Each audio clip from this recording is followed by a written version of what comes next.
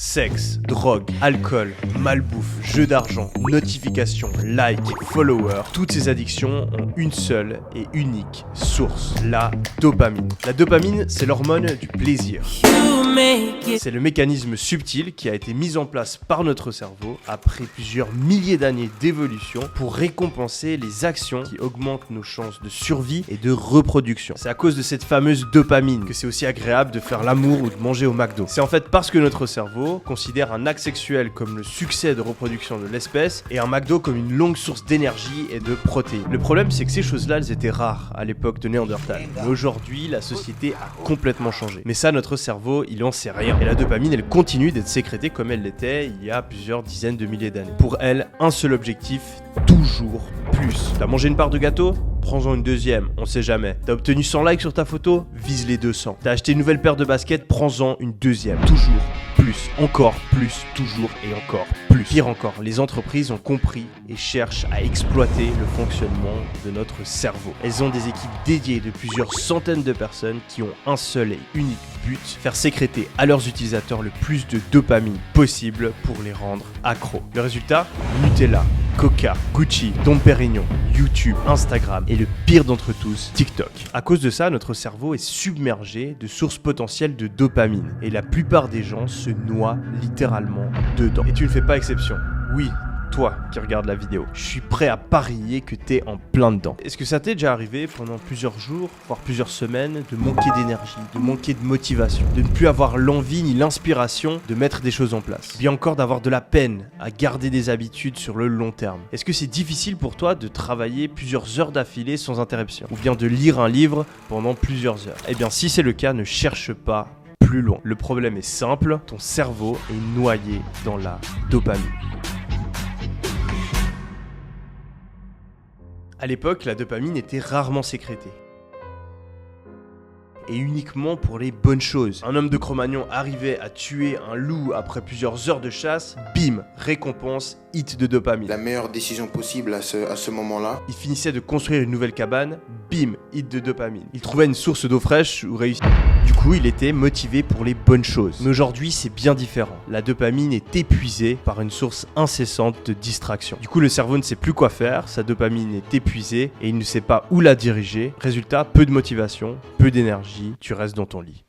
Parce que ton cerveau ne peut pas faire la différence. Et il est littéralement en train de se dire « Pourquoi est-ce que je me casserai le cul à aller au fitness, travailler sur mon business ou faire mes devoirs alors que je peux rester couché dans mon lit et choper une avalanche de dopamine en allant sur TikTok ?» Eh bien, j'ai une bonne nouvelle pour toi. Tu n'es pas seul. Ce problème, je l'ai aussi depuis plusieurs années. Et j'ai même trouvé une solution pour le résoudre. J'ai nommé la dopamine detox. En gros, la dopamine detox de dopamine en français, c'est un protocole qu'on va mettre en place pendant plusieurs jours afin de rebalancer nos niveaux de dopamine. Le but, ça va être de réduire, voire de supprimer toutes les activités qui vont nous fournir trop de dopamine sans avoir à fournir un effort conséquent préalablement. Le cerveau va ensuite se recalibrer, les réserves de dopamine se régénérer et ça va nous permettre d'être motivés en faisant des activités qui sont peu stimulantes. Et donc ça m'a donné vraiment cette envie de continuer parce que je pense que mon histoire elle est pas finie ici. Ça va nous permettre aussi de retrouver notre focus et de pouvoir garder notre attention sur des tâches plus ennuyeuses. C'est un vrai hack et le mois passé j'ai décidé de le mettre en place. Je me suis isolé, j'ai pris un vol jusqu'en Islande afin de vraiment pouvoir me ressourcer parce que j'étais justement dans une phase où j'avais de la peine à me concentrer et je faisais que procrastiner des tâches importantes pour mon business. Du coup, j'ai pris un billet aller simple pour Reykjavik et je me suis forcé pendant 7 jours à appliquer ces 7 règles très strictes. Numéro 1, pas de divertissements digitaux, c'est-à-dire pas de Netflix, pas de YouTube, pas de jeux vidéo. Numéro 2, pas de réseaux sociaux, pas d'Instagram, pas de Snapchat, pas de Facebook et pas de TikTok. Numéro 3, pas de nourriture malsaine et surtout pas de sucre rapide. On évite les chocolats, les bonbons, le McDo, etc. Numéro 4, ne boire que de l'eau. Numéro 5, pas de drogue. Et par drogue, j'entends pas seulement la coke, l'héroïne, etc. Si vous le faites, arrêtez à tout prix. Mais je parle aussi des cigarettes, de l'alcool, de la caféine, la théine, etc. Numéro 6, pas de sexe. que ce soit seul ou avec des partenaires. Et numéro 7, pour les personnes qui sont vraiment hardcore, pas de musique. En gros, on s'enlève tous les stimuli et on garde uniquement les activités qui demandent des efforts et offrent uniquement des récompenses à long terme. Du type lire, faire du sport, réfléchir, travailler, etc. Du coup, j'arrive en Islande, je m'isole dans mon hôtel, je mets mon téléphone en mode avion et pendant les 2 premiers jours, comme c'est toujours le cas, c'est extrêmement difficile. Je me souviens, je sortais mon téléphone, j'allais sur Instagram et je me rendais compte à ce moment-là que j'avais pas internet.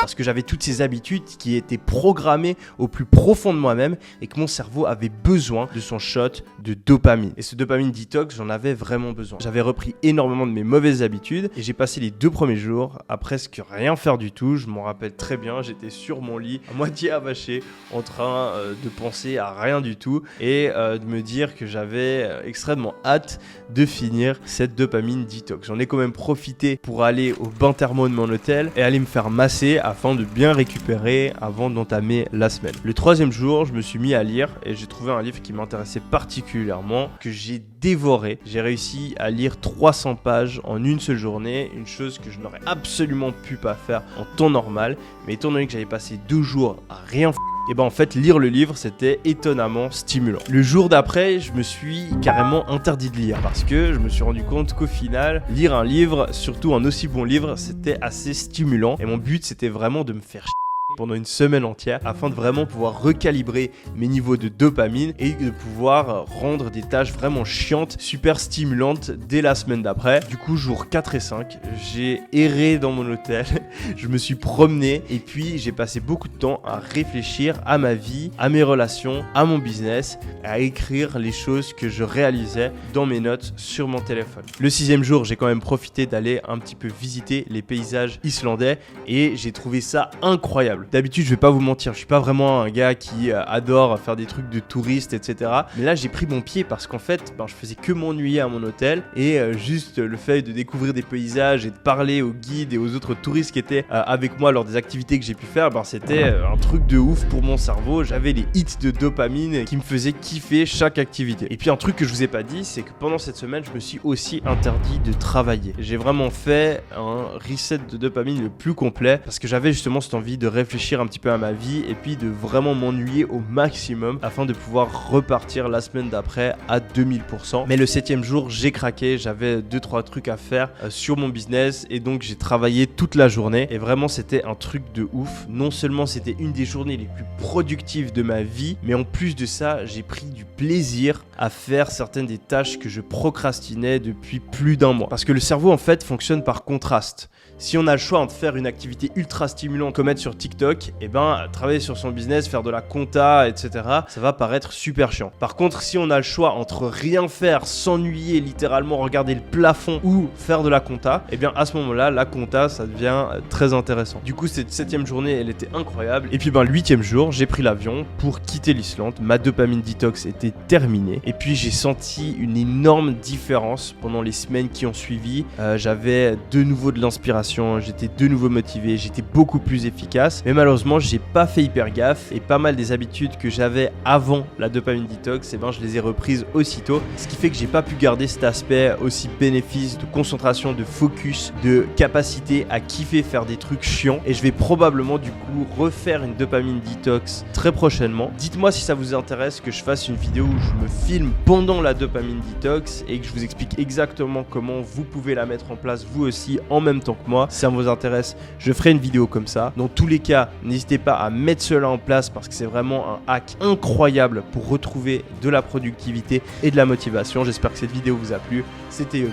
Allez, ciao!